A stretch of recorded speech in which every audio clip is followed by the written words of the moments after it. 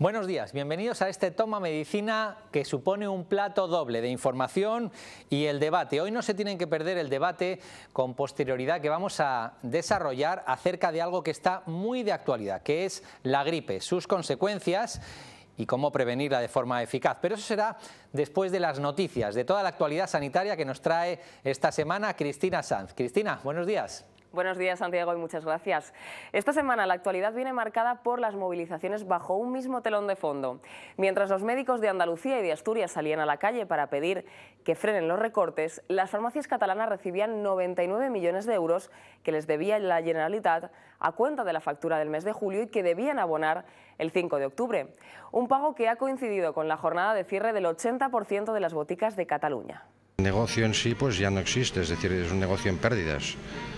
Con estos impagos. El cierre ha sido masivo, estamos ahora concentrados aquí delante de Economía para hacer evidente que necesitamos cobrar, porque ya no disponemos de más crédito para poder pagar los medicamentos de los pacientes. Pero esto va a pasar a corto plazo si no nos pagan, porque no disponemos de más dinero para comprar. Hemos financiado 4 meses ya de nuestros bolsillos de los medicamentos de toda la población. Es nuestro tema de portada, repasamos más asuntos en titulares. Mario Mingo, presidente de la Comisión de Sanidad en el Congreso de los Diputados, nos habla de las reformas en materia sanitaria. El déficit de testosterona, un síndrome relacionado con la depresión y problemas de memoria. Conocemos por qué.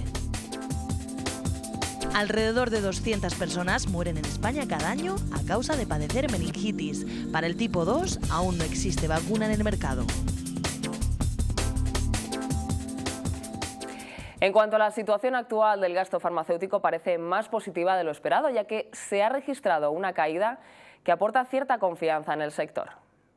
Desde el Consejo General de Colegios Oficiales de Farmacéuticos se piensa que la bajada del gasto en el sector ha tocado techo. Ha registrado en septiembre una caída interanual del 25,45%. Esta noticia aporta estabilidad y certidumbre, según ha manifestado el Consejo General en su 18º Congreso Nacional. Los motivos a los que se asocia son las últimas medidas del Gobierno, como la desfinanciación de medicamentos. Sin embargo, es necesario controlar que no se ponga en peligro el modelo farmacéutico español. Este desplome del gasto en medicamentos a través de recetas sigue la senda iniciada el pasado mes de julio, tras la entrada en vigor de la modificación del copago. Por todo esto, si el proceso sigue este curso, es posible que el futuro en el sector sea más positivo que la situación actual, tal y como ha asegurado Carmen Peña en el citado Congreso. Pues bien, el Gobierno valorará el compromiso de las empresas farmacéuticas que creen empleo estable e inviertan en innovación real. Una apuesta por parte del Gobierno por la innovación y las prestaciones terapéuticas más modernas. Para Sanidad, ese es el camino para seguir avanzando. Este fue el mensaje que la secretaria general de Sanidad, Pilar Farjas, transmitió a la Asamblea de Farmaindustria tras la celebración de su reunión extraordinaria para elegir a su nueva presidenta, Elvira Sanz. En este contexto, el Ministerio de Sanidad expuso las líneas generales del Real Decreto que está preparando Sanidad sobre precios y financiación de medicamentos, una norma que recogerá muchos aspectos para aplicar de un modo coherente los principios incluidos en el Real Decreto 16/2012 en materia de fijación de precios de los medicamentos y de las condiciones de financiación pública, y así como el análisis coste-efectividad, el impacto presupuestario y la contribución a la riqueza nacional. Les avisamos que en unos minutos tendremos con nosotros al presidente de la Comisión de Sanidad en el Congreso de los Diputados, a don Mario Mingo, así que eso será en unos minutos.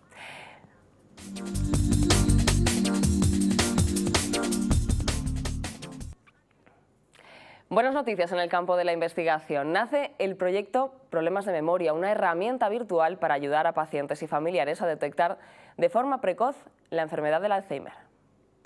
El Alzheimer afecta a más de 800.000 españoles, lo que representa alrededor del 7% de las personas mayores de 65 años. Cada año se manifiestan 100.000 nuevos casos y todos los datos apuntan que la prevalencia irá en aumento. A día de hoy, el principal problema para los médicos es el diagnóstico. Hay dos grandes retos. Por un lado, el gran reto del diagnóstico temprano, de organizar bien las consultas, de organizar bien la coordinación de la atención primaria y especializada y de facilitar el acceso a los medios diagnósticos más modernos, la resonancia bien interpretada, el PET de metabolismo y también la punción lumbar con la determinación de las proteínas que afectan al Alzheimer. Ese es un gran reto, el diagnóstico temprano. Pero eso no debe hacernos olvidar que hay pacientes con enfermedad de Alzheimer moderada y pacientes con enfermedad de Alzheimer avanzada o grave. Hay que decir también que la gravedad clínica de la enfermedad de Alzheimer en gran medida viene determinada por la presencia de estos síntomas.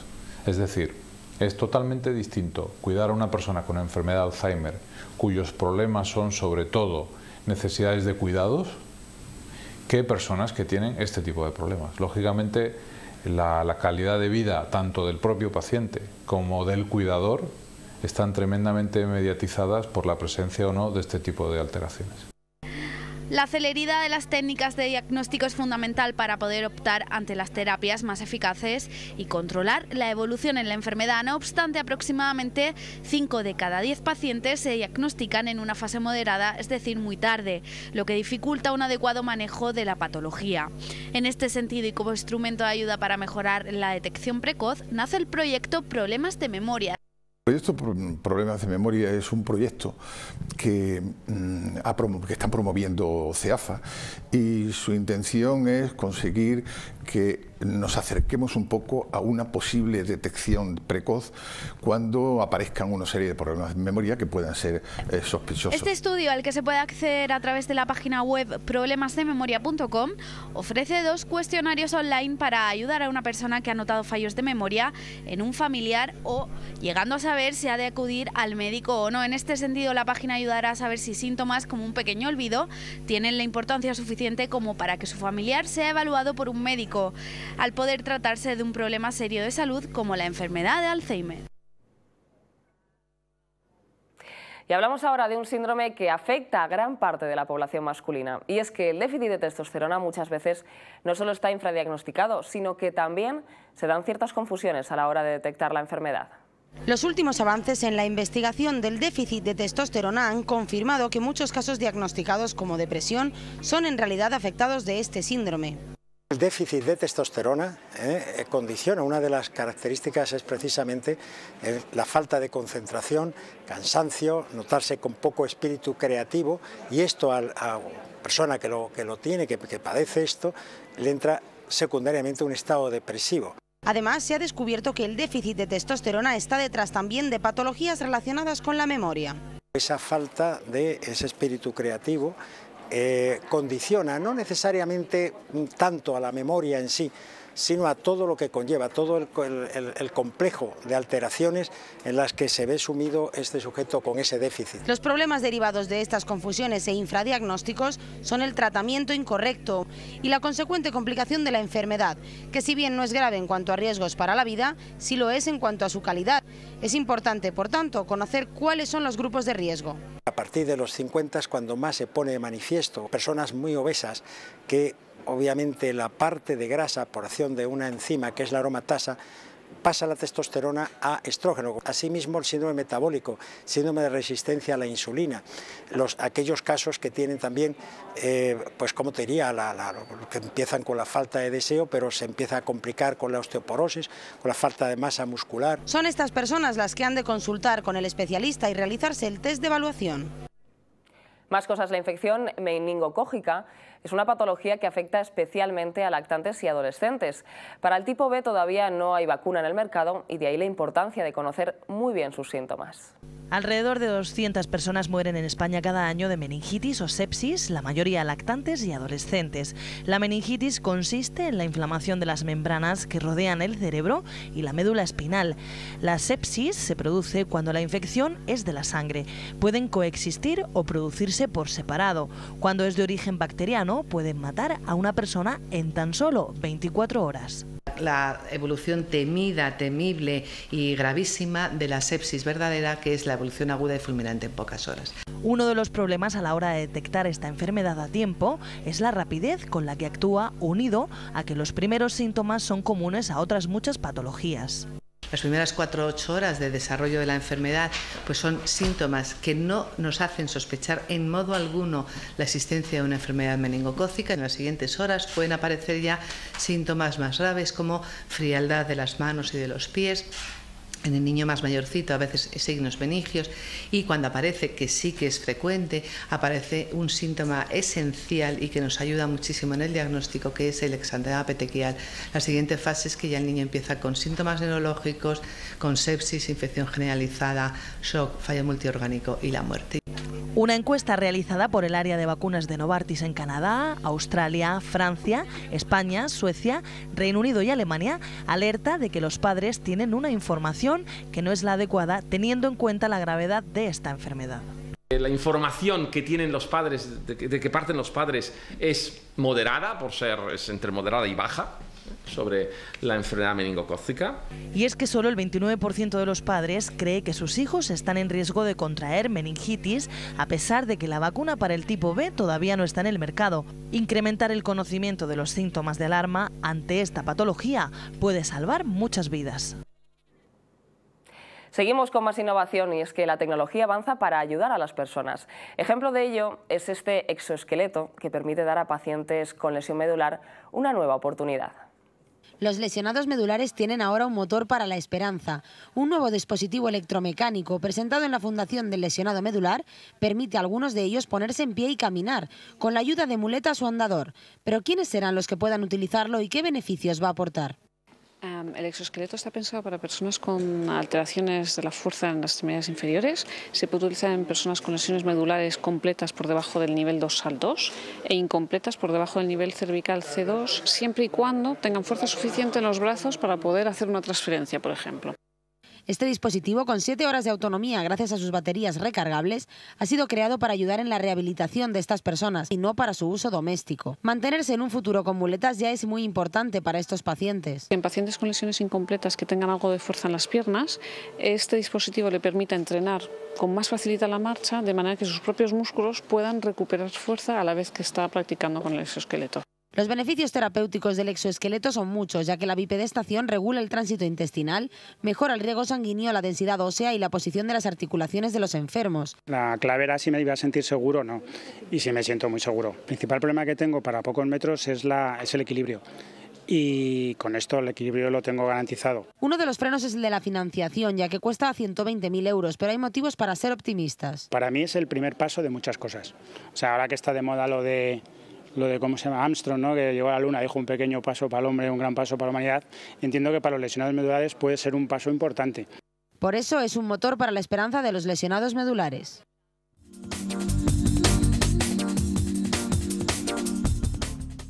Y se lo anunciábamos al principio del programa que íbamos a tener con nosotros a Mario Mingo, al presidente de la Comisión de Sanidad en el Congreso de los Diputados. Y aquí está, don Mario. ¿Qué tal? Buenos días, bienvenido. Muchísimas gracias. Buenos días a todos. Vamos a hablar en primer lugar de las reformas en materia sanitaria, como es lógico. ¿Cómo van a afectar al Sistema Nacional de Salud, don Mario? Pues yo creo que para bien. ¿Sí? Yo creo que lo más importante de todo es, si tenemos un buen Sistema Nacional de Salud, pues conservarlo. Conservar lo que tiene de bueno y modificar lo que es deficiente. Y claro, hemos heredado un Sistema Nacional de Salud con 16.000 millones de deuda. No nos podemos gastar más de lo que tenemos. Y por eso el Gobierno, en colaboración con las comunidades autónomas, pues está haciendo reformas. Y espero que lleguen al Parlamento y que todos los grupos políticos nos podamos poner de acuerdo para tomar medidas que modernicen y que mejoren el Sistema Nacional de Salud en beneficio de lo importante que es la salud de los españoles, claro. Pero sin embargo se habla de reformas, se habla de recortes, al final se ven afectados algunos asuntos como por ejemplo diagnósticos. No, los diagnósticos no, ¿por qué? Creo que tenemos un buen procedimiento, unos buenos procedimientos diagnósticos y que están todos incorporados en la cartera de servicios y en el sistema actual. ¿Viene a cuento por lo de las mamografías, por ejemplo? Exactamente. Bueno, eso es al final, yo creo que eso es una desinformación. Nadie ha dicho desde el Gobierno o desde las comunidades autónomas que no va a haber estudios mamográficos para las mujeres en la prevención del cáncer de mama. Todo lo contrario. Creo que es un procedimiento de prevención imprescindible en el momento actual. O sea, en fin, que la gente esté tranquila y mucho más en concreto las mujeres y todos sus familiares. Pues nos alegra oír esto, Mario. Porque, hombre, por lo tanto, las reformas van en la buena eso, dirección para conseguir canalizar ese dinero a mejorar algunos asuntos sanitarios. Porque tenemos que gastar donde hay que gastar. Exactamente. Por ejemplo, nosotros en el gasto en medicamentos. El gasto en medicamentos en España suponía un 30% del gasto sanitario. En Europa un 20%. Pues parece razonable que vayamos hacia las líneas europeas al 20%. Y esto se ha conseguido con el nuevo modelo que además fue aprobado por las comunidades autónomas también en su conjunto, que esto es muy importante. Porque en sanidad todo lo que no se haga con pactos a mí me parece que tiene problemas.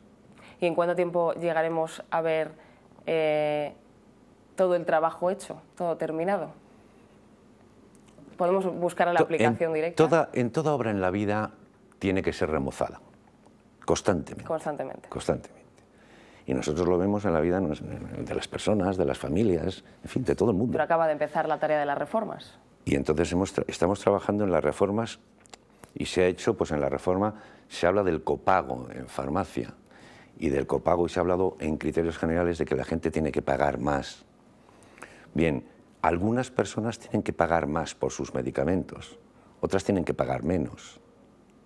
Porque los parados de larga duración y la gente que no tiene dinero, pues ya no tiene que pagar la medicación, como sucedía antes.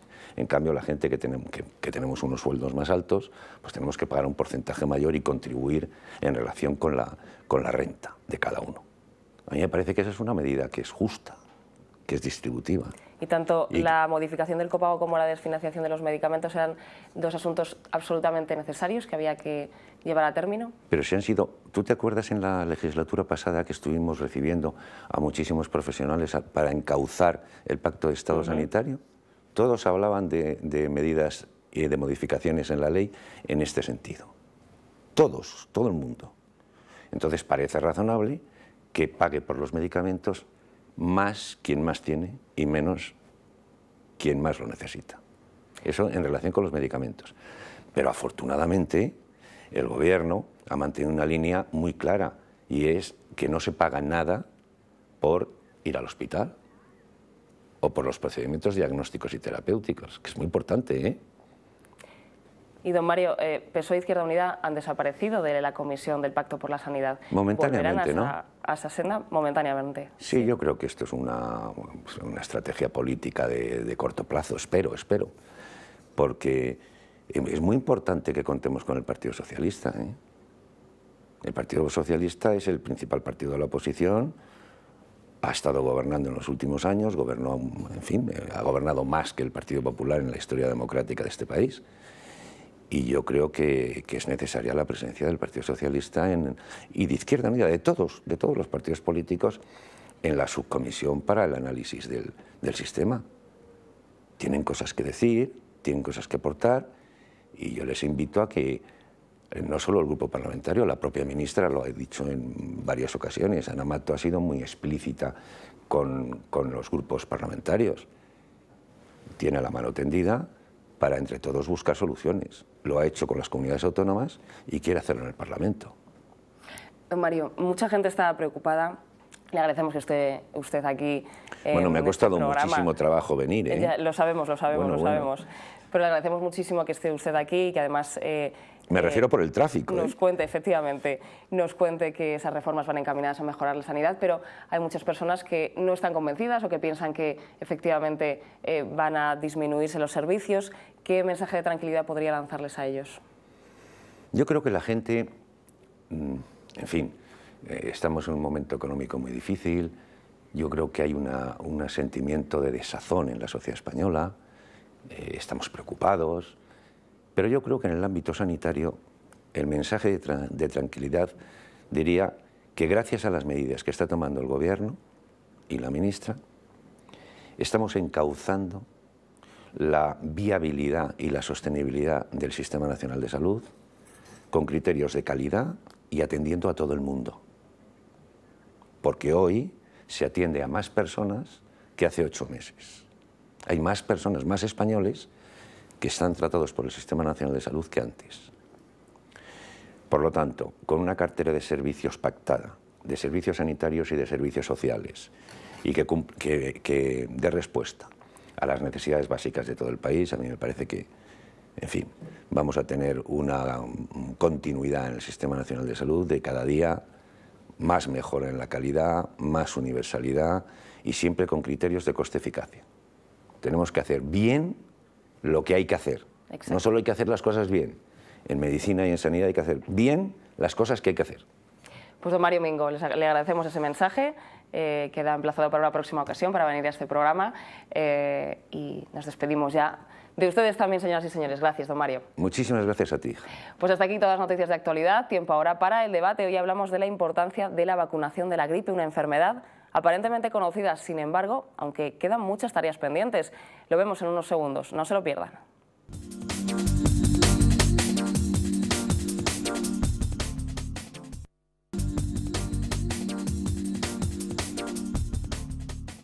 Y para hablar de la gripe y lo que es más importante de la vacunación, tenemos a tres personas que nos acompañan hoy. Ellos son Ángel Gil, que es director de la Cátedra de Gestión e Innovación de la Universidad Rey Juan Carlos. Bienvenido. Gracias. El doctor Juan Picazo, que es catedrático de microbiología y jefe del servicio de microbiología del Hospital San Carlos de Madrid. Bienvenido, doctor Picazo. Muchas gracias. Y al doctor Ángel Gil y al doctor Juan Picazo pues le acompaña el presidente de la Alianza General de Pacientes y presidente de Alcer, Alejandro Toledo. Bienvenido. Muchísimas gracias. Pues last but not least, vamos a empezar contigo. Alejandro, cuéntanos un poco, ¿los enfermos crónicos realmente están concienciados de la gripe y se vacunan en los ratios que parece que deberían vacunarse? Pues a mi parecer no lo suficientemente. O sea, quiero decir con ello que a lo mejor es por ignorancia de la población en general. O sea, yo quiero resaltar aquí, bueno, la importancia que tiene por los riesgos que corre el paciente crónico, los determinados grupos de riesgo que de alguna manera, bueno, pues tienen que recibir la suficiente información para que, lógicamente, no se puede obligar a nadie, pero yo estoy convencido que un ciudadano bien informado actúa de forma muy distinta al que no lo está. Entonces, vamos a ver, las consecuencias que puede traer una gripe en una persona que tiene una patología crónica, llámese diabetes, llámese una enfermedad renal, llámese cualquier otro tipo de patología, esos riesgos aumentan. Y si tenemos que valorar, que me imagino que luego los doctores entrarán en esa consideración, el valor coste-eficacia, bueno, pues lógicamente pues el valor que tienen las propias vacunas no tiene nada que ver con el proceso de la enfermedad que puede desarrollar el paciente posteriormente, con el consiguiente riesgo de muerte o tener deterioros importantes de salud. Como son asuntos tan relevantes el impacto económico y social que causa la gripe, pues creo que muchas sociedades se han puesto pues por primera vez digamos, de acuerdo en un consenso. Cuéntanos un poco, doctor Gil, acerca de ese consenso. Tenemos la suerte de que lo ha liderado el doctor Picazo, ¿verdad? Y afortunadamente se han puesto de acuerdo un gran número de sociedades científicas para lanzar un mensaje común, único y muy claramente definido de la importancia que tiene la vacunación de la gripe en nuestro medio, ¿no? La importancia que tiene desde el punto de vista de la eficacia que tiene la vacuna, la efectividad que tiene vacunar a la mayor cantidad posible de la población y la eficiencia que tiene, ¿no? Una medida tremendamente eficiente, coste efectiva, que de alguna manera, dada la situación en la que nos encontramos en este momento, yo creo que es nada cuestionable, ¿no? Hay que gastar bien. Doctor Picazo, ¿nos vacunamos en los porcentajes adecuados en España? Es decir, ¿estamos razonablemente satisfechos o se puede mejorar? No, es muy mejorable, manifiestamente mejorable. Es decir, en estos momentos y sobre todo del último año hemos observado una disminución en los niveles de vacunación en general y los niveles de vacunación de sanitarios también, desafortunadamente, de manera que en estos momentos, si la OMS recomienda un 75% de vacunación de la población mayores de 64, por ejemplo, en España estamos en el 57%, es decir, bastante por debajo de esa cifra y de la que sería óptima en países como en Estados Unidos, donde la cifra es el 90% el que se admite como objetivo. Quizá no hay la concienciación suficiente. Entonces, ¿qué se puede hacer desde las asociaciones de pacientes y desde las administraciones sanitarias para estimular el que se eviten las consecuencias que ahora revisaremos sobre la no vacunación? Al principio yo creo que todo radica pues, a través de una buena información. Y para ello es necesario pues lanzar campañas. Yo creo que hay que concienciar a las administraciones en general de la importancia que tiene la vacunación. Yo creo que las asociaciones de pacientes pueden ser una pieza clave precisamente en lo que se refiere al contacto directo que tiene con el paciente para transmitirle la importancia que tiene. Yo creo que sería interesante que toda la población se vacunara, pero como esto, vamos, prácticamente es irrealizable, yo lo que pido aquí que los grupos de riesgo, que ya lo he explicado anteriormente, y el entorno familiar de las personas que padecen cualquier enfermedad crónica, yo creo que es muy importante, bueno, que se vacunen. Yo, de hecho, yo me vacuné la semana pasada, no tengo ninguna duda a ese respecto y creo y pienso y de alguna manera deseo de que todo el mundo que esté en las circunstancias como la mía, bueno, pues se vacunen por el bien propio y por el bien del sistema sanitario. Está claro. ¿Gripe o catarro? ¿Qué se debe hacer ante una gripe? ¿Y por qué hay que vacunarse cada año? ¿Sabían que gripe y antibióticos no van nunca unidos? Vamos a ver un vídeo para saber más acerca de esta patología. La gripe es una enfermedad respiratoria aguda causada por el virus gripal. Su principal diferencia del resfriado o del catarro común es que la gripe causa fiebre e intensas molestias físicas. Por su parte, los catarros suelen provocar mucosidad, tos y síntomas respiratorios leves, pero rara vez causan una elevada subida de temperatura ni malestar general.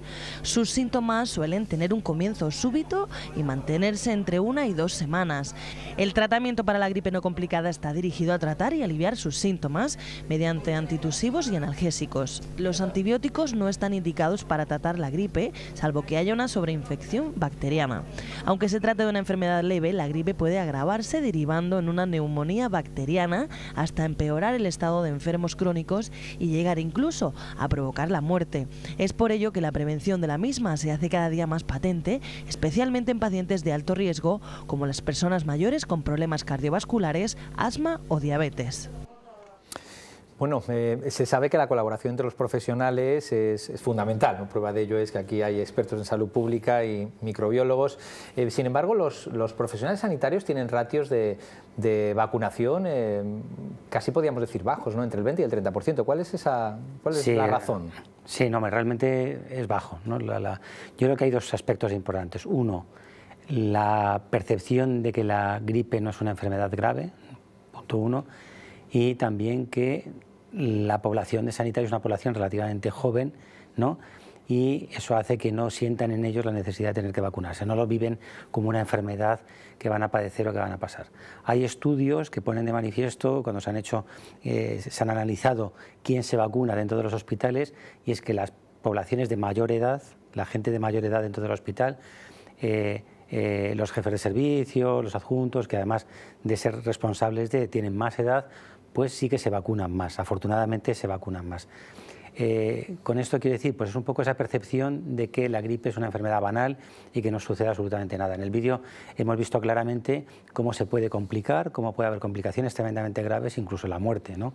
Y eso es incluso mayor, aumenta de una forma considerable cuando estamos con personas de riesgo, ¿no? Es decir, realmente no se puede obligar en tu servicio, no puedes, doctor Picazo, no se puede decir a todo el mundo a vacunar, ¿no? Claro, no, eso es inviable en estos momentos, ¿no? Es decir, concretamente lo que hay que hacer es convencer a la gente de que esta es la medida más oportuna. Conviene recordar que en España efectivamente estamos por debajo, como has dicho, del 25% de vacunación en los sanitarios, ¿no? Lo cual es algo llamativo, ¿no? Y manifiestamente mejorable. Concretamente los médicos curiosamente se vacunan más que las enfermeras, del orden de 5 a 6 veces más que la enfermería.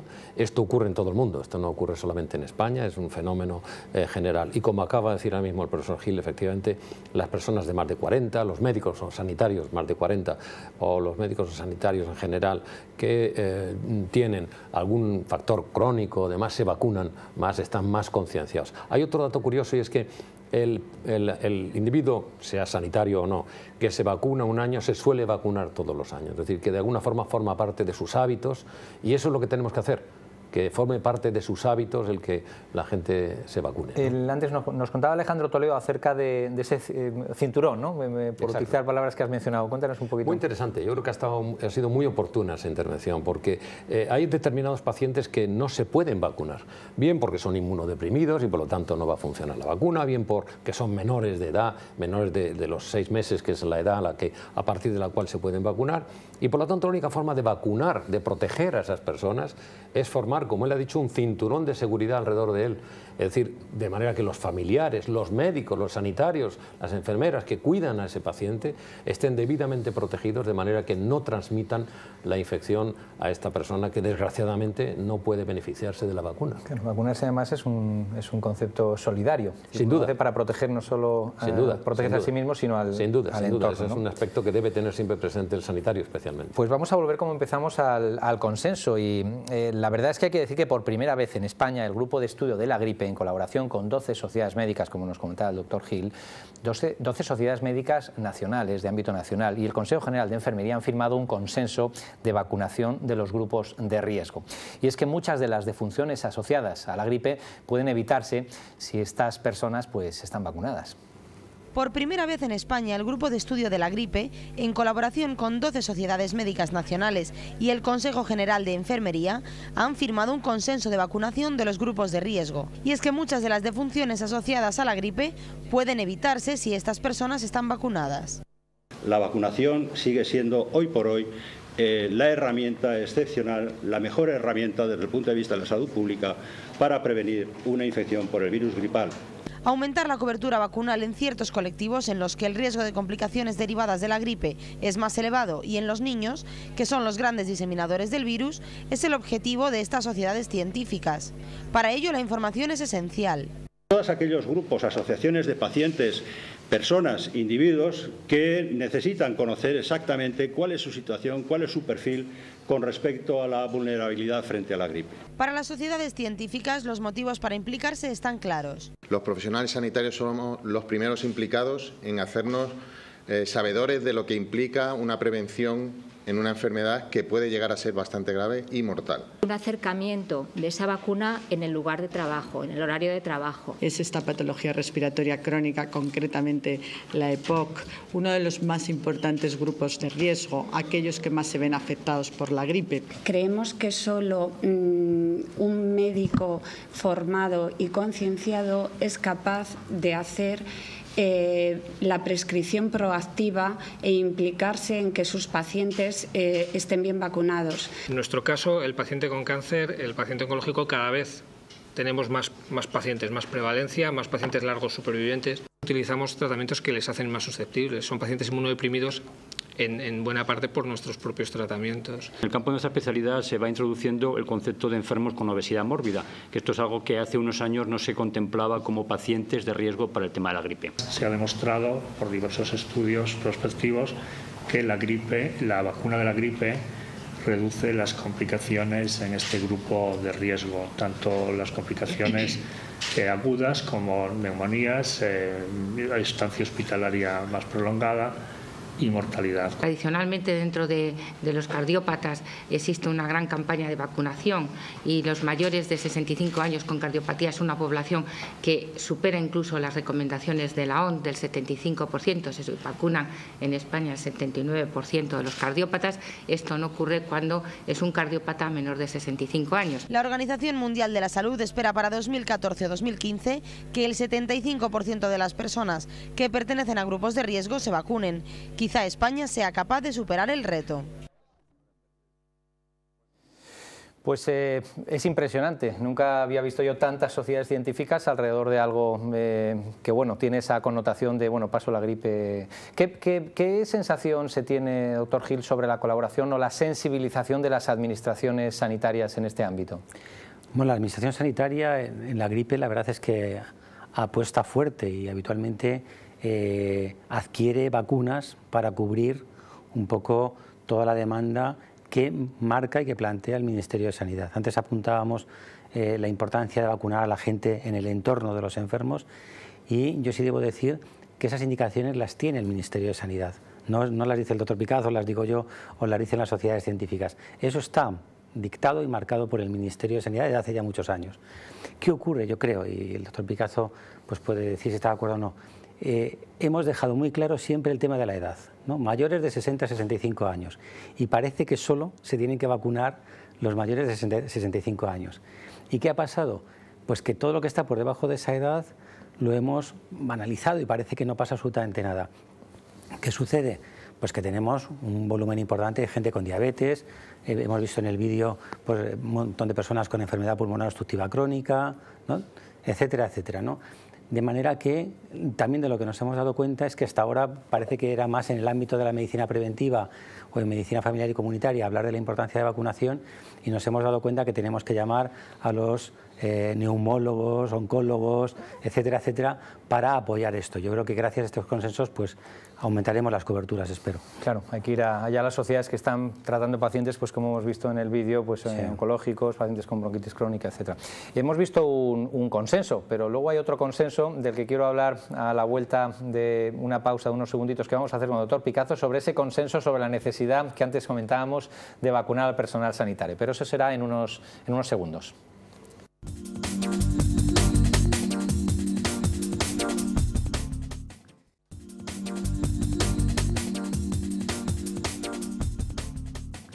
Y del consenso que acabamos de ver nos vamos a otro consenso. En esta ocasión el doctor Picazo nos comentaba antes la importancia de la vacunación de los profesionales sanitarios, y creo que hay alguna iniciativa en la línea con esa multidisciplinariedad que requiere esta acción conjunta. Cuéntenos un poco, doctor Picazo, en qué consiste. Sí, efectivamente una de las cosas más preocupantes, como hemos señalado ahora, es que el sanitario no se vacune adecuadamente, entre otras razones porque difícilmente va a poder transmitir la necesidad de vacunación si él mismo no está preocupado por ello, ¿no? Y en ese sentido hemos realizado un consenso de 19 sociedades más el Consejo General de Enfermería, es decir, lo cual es un colectivo muy grande. Solamente el Consejo de Enfermería pues podemos calcular que son 250.000 en todo el país, en el que hemos revisado por qué es lo que ocurre, es decir, qué niveles de vacunación hay, que son muy bajos, como decíamos, inferiores al 25% en nuestro país, que son especialmente bajos, como he señalado anteriormente, en enfermería, y hemos elaborado un documento, que es un documento que acaba de salir publicado ahora mismo y que es, yo creo, una revisión muy completa del por qué se tienen que vacunar todos los personales de enfermería, ¿no?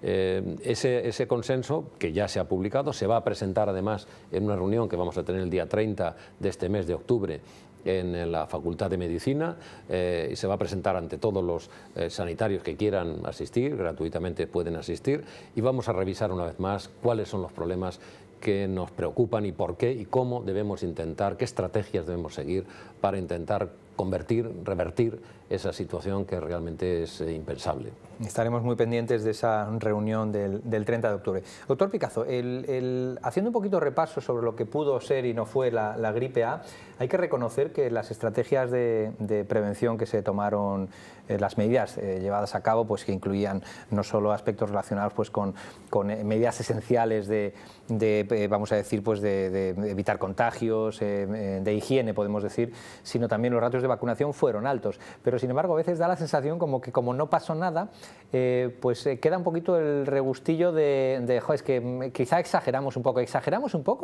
con la gripe A, con la posible, bueno, la pandemia, pero no en la dimensión y en la virulencia que se esperaba. Claro, en efecto hay que colocar todo en su contexto, en su momento. Cuando surgió por primera vez la gripe aviar, que surgió en China y en Vietnam, la mortalidad que producía esta forma de gripe era del 40%. Es decir, 4 de cada 10 personas que contraían esta gripe morían. Comparado con el ratio de la gripe normal, que es mucho, 0,0. Exacto. Bueno, no, 0,0 no, pero 0,1 a lo mejor. Sí, 0,1. Es decir, que estamos hablando de una mortalidad tremenda. Es decir, que si estuviéramos planteándonos que el 40% de la población mundial pudiera fallecer, pues era realmente algo muy preocupante, ¿no? Y entonces, claro, se extremaron una serie de medidas, hubo mucha preocupación y lo veíamos en los medios de comunicación, pues todos queremos la vacuna y queremos la vacuna urgentemente porque parecía que iba a venir el fin del mundo prácticamente, ¿no? Afortunadamente esto no fue así, se convirtió aquella gripe que fue incluso agresiva en algunos lugares, en México y demás, pues en una gripe mucho más leve, porque fue una gripe H1N1. El virus gripal H1N1 es un virus que ya conocemos, que tiene ya conocimiento de la especie humana y por lo tanto está más o menos defendido frente a él, y la mortalidad fue muy baja, ¿no? Efectivamente, como usted dice, la verdad es que algunas personas casi se sintieron defraudadas, ¿no? Parecía como que les habían engañado, que aquello no tenía tanta mortalidad, que habíamos preparado preparado para una mortalidad muy superior. Yo creo que fue una suerte enorme el que pudiéramos contar con una gripe muy leve y que afortunadamente fallecieron sin duda ninguna, y en mi hospital concretamente, personas, pero desde luego no en esa cantidad tan tremenda que se preveía. Podemos decir aquello de lo que pudo haber sido y no fue, afortunadamente. Así es. Doctor Gil, con las vacunas en general y con esta en particular, hay también quizá una corriente un poco, vamos a decir, naturista, o que se llama naturista, de que en un momento dado las puede cuestionar. ¿Cómo está ese movimiento y qué opina como experto en prevención en salud pública sobre este movimiento, que en algún caso incluso puede haber alguien que lo apoye, ¿no? Bien, evidentemente surgen movimientos de personas y colectivos que se muestran en contra de la vacunación, ¿no? Una especie de defensa del estado natural, de nuestro cuerpo, etcétera, etcétera. Todo puede estar muy bien y es respetable, yo evidentemente lo respeto de una forma clara, pero también es verdad que eso está muy bien si vivimos en un entorno que sea así. Pero afortunadamente el ser humano es un ser social, se relaciona, se comunica y se mueve en un entorno con otra serie de personas, ¿no? Desde ese punto de vista, y recientemente la Ley General de Salud Pública lo recoge como tal, que por encima del bien o del beneficio individual está el beneficio de la colectividad, y ahí están las vacunas. Las vacunas no están mirando solo el beneficio de un niño que vacunamos frente a sarampión o una persona mayor que vacunamos frente a la gripe, sino que estamos buscando el bien de toda la colectividad. Y en esa colectividad, evidentemente, está la responsabilidad, yo creo que es la responsabilidad social de cada individuo, de saber que su actitud frente a la vacunación va a protegerle a él, pero también va a proteger a un colectivo. Es un asunto de responsabilidad. O sea, digamos que si una persona tiene planeado estar 12 meses aislado en una aldea en lo alto de una montaña, pues probablemente no tenga necesidad de vacunarse. No le hace falta. Doctor Picazo, el virus muta cada año. Y alguno tendrá la sensación de que como se vacunó el año pasado, pues igual hay un poquito al principio de la temporada que me va a permitir estar vacunado. ¿Qué hay de eso? Esa es una pregunta muy oportuna, muy interesante, porque efectivamente conviene recordar que el virus tiene una cierta habilidad, si queremos decirlo así, de equivocarse mucho, y se equivoca mucho, con lo cual quiere decir que la envoltura que le cubre cambia con frecuencia. Esos cambios a veces son escasos, son pequeños, y se produce pues una alteración de la inmunidad en el mundo, ¿no? Y a veces son cambios muy grandes, que son los que producen las grandes pandemias, con una tremenda mortalidad, ¿no? Eso hace que la Organización Mundial de la Salud tenga una serie de laboratorios colocados estratégicamente en el mundo que detectan los cambios de este virus. Es decir, que si bien el virus consigue mutar, la humanidad ha conseguido también estar alerta a esas mutaciones, esos cambios, ¿no? Y esos laboratorios centinela que están repartidos por el mundo nos dicen al final de año qué vacuna es la que conviene para ese año. Lógicamente hay un tiempo de decalaje entre que eso se hace y se fabrica las vacunas pues para todo el mundo, lo cual hace que a veces pues esos pequeños cambios sigan produciéndose a pesar de ello, y eso explica en alguna medida que hay veces en las cuales la vacuna aquella no es 100% eficaz o todo lo que quisiéramos que fuera, ¿no? Pero sin duda ninguna yo creo que la ciencia ha avanzado extraordinariamente en ese sentido y tenemos que agradecerlo, el que consigamos adaptarnos al virus y conocerle bien cómo cambia y fabricar con tiempo una protección frente a él, ¿no? Doctor Gil, las vacunas como arsenal terapéutico, ahora estamos hablando de gripe y no cabe duda que es una herramienta extraordinaria como prevención, como estamos viendo, pero las vacunas van mucho más allá. Ahora también doctor Picazo nos contará su experiencia en ese ámbito. ¿La vacunación es una estrategia terapéutica que se mantiene, que va a ir a más o que va a ir a menos desde el punto de vista de futuro? Es una estrategia que casi hasta los años 80 estaba muy estanca, pero que desde los años 80 para acá ha crecido de una forma impresionante. ¿Ámbitos de los que puede, por ejemplo, beneficiarse o pueden ser objeto de investigación? Claro, fundamentalmente nos hemos centrado mucho en las enfermedades infecciosas, pero ha saltado de ahí y salta a un terreno apasionante como es el terreno de enfermedades neurodegenerativas, como puede ser el Alzheimer. Ha saltado a determinados procesos oncológicos. Ha saltado a un tema, recientemente hay un artículo publicado hace muy poquito, ayer lo comentaba en otro foro el profesor Serrano Ríos, hacia la depresión, ¿no? Algunos agentes contra la depresión. Sí. ¿Por qué? Porque se ha visto que determinados agentes infecciosos de nuestra flora gastrointestinal, ¿no?, juegan un papel relevante frente a la aparición de la depresión. O sea que hay un terreno apasionante en el mundo de la vacunología, ¿no? El doctor Picazo, me imagino que usted estará corriente, además vivió en primera persona bueno, la úlcera duodenal, primera causa prácticamente de morbilidad mundial, el medicamento de mayor venta hace 20 años pues era precisamente un inhibidor de la bomba de protones para proteger, y de repente nos enteramos que es un agente infeccioso que causa la úlcera. Y me imagino que siguen siendo las vacunas herramientas de futuro, ¿no? Sí, en efecto, cada vez vemos más y más la intervención de determinados microorganismos en actividades que nunca hubiéramos pensado, en enfermedades que nunca hubiéramos pensado que tuviera un cierto origen infeccioso, como el que acaba de señalar, de la úlcera de estómago, o como otra serie de procesos, el virus de Epstein-Barr, el carcinoma de hígado con la vacuna de la hepatitis B, etcétera, ¿no? Es decir, y cada vez estamos viendo más y más este tipo de fenómenos. La verdad es que el campo de las vacunas es ciertamente apasionante, como acaba de señalar el profesor Gil, ¿no? Es decir, estamos viendo cada día nacer nuevas y nuevas vacunas que son protectoras frente a infecciones que actualmente están produciendo problemas gravísimos. Ahora mismo se está desarrollando la vacuna del Staphylococcus aureus, que tendrá una intervención importantísima en todas las infecciones, y concretamente el meticilin resistente, con resistencias a los antibióticos fantásticas, tremendas. La vacuna del dengue, que es una enfermedad que mata a una gran cantidad de personas en el mundo, la vacuna de la malaria, la vacuna... Es decir, tenemos una gran cantidad de vacunas en las puertas, algunas ya, de hecho, una cierta realidad en ese sentido, y que yo creo que son muy prometedoras y muy positivas. Pues volvemos otra vez a la gripe. Si una persona tarda en vacunarse, ¿qué peligros o qué riesgos asume, y en qué momento uno debería decir yo de aquí no paso? Es decir, no sería conveniente irme más allá en la vacunación, porque me imagino que con esto, entre que buscamos tiempo para ir, entre que no nos viene bien y la facilidad o mayor dificultad del acceso a la vacuna, es decir, habrá retrasos en las vacunaciones, ¿no? Sí, yo creo que también una pregunta interesante, porque habitualmente vacunamos en los meses de octubre y noviembre. Dejamos esos meses también para que la logística de los centros de salud lo pueda hacer adecuadamente bien y ahí se vacune la inmensa mayoría de la población. La onda epidémica de gripe suele empezar siempre sobre el 20, con la entrada del invierno, 20 de diciembre más o menos, ¿no? Con lo cual, si nos retrasamos y vacunamos en diciembre, tampoco pasaría nada. Y si una persona se vacuna en enero, tampoco pasa nada. Lo que tiene que saber es que la vacuna tarda un tiempo de 10-15 días en producir anticuerpos para poderle defender adecuadamente bien, ¿no?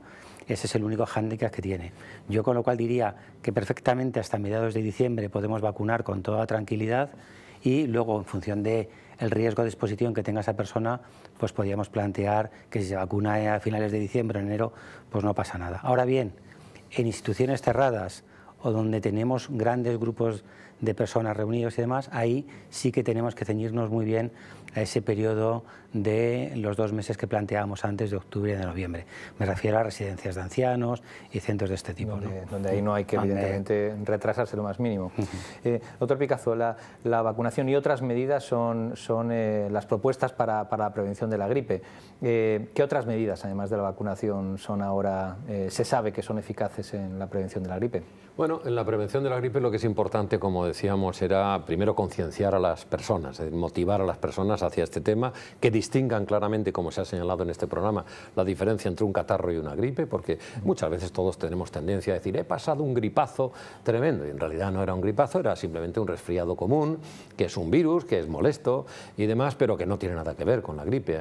La gripe produce, como se ha señalado muy bien en el programa, pues fiebre, una serie de manifestaciones generales muy importantes, y todo eso forma parte de una educación sanitaria que debemos de implementar en la población para que de alguna forma la gente sepa lo que es una cosa y lo que es otra, y que por supuesto cuando se vacuna de la gripe no se va a proteger frente al resfriado común, puesto que es otra enfermedad, no tiene nada que ver, es otro virus totalmente distinto, ¿no? Es decir, todo ese tipo de educación sanitaria es muy importante para conseguir elevar la credibilidad hacia las vacunas en general y hacia la vacuna de la gripe en particular, ¿no?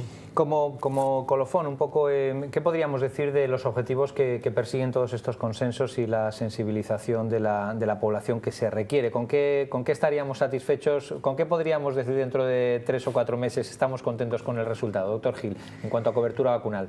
Pues yo me daría por contento si en los mayores de 60 años llegásemos al objetivo de la OMS del 75%, si en los grupos de riesgo deberíamos de pasar del 75%, y estamos muy por debajo, y si en los sanitarios duplicásemos las tasas actuales y pasásemos al menos del 50%. Pues en lo sanitario tendrá, doctor Picazo, algo que ver el consenso que está generando, ¿no? Yo espero que sí. Yo creo que esa esperanza que comparto plenamente con el profesor Gil tiene que alcanzarse. Tenemos que conseguir motivar a unos y a otros para que esto suba y para que evidentemente hagamos, no desaparecer el virus, pero sí por lo menos disminuir de una forma muy notable esta infección importante. Pues hasta aquí hemos llegado. Doctor Gil, de la Cátedra de Gestión e Innovación de la Universidad Rey Juan Carlos, muchas gracias por habernos acompañado. Doctor Picazo, del Hospital Clínico, catedrático y jefe de servicio. Y también gracias a Alejandro Toledo, de la Alianza General de Pacientes, que nos ha acompañado. Esto ha sido todo lo que hoy hemos hablado y comentado sobre la gripe, y esperemos que suban esos ratios de vacunación, porque nos va a todos nuestra salud en ello. Hasta el próximo viernes.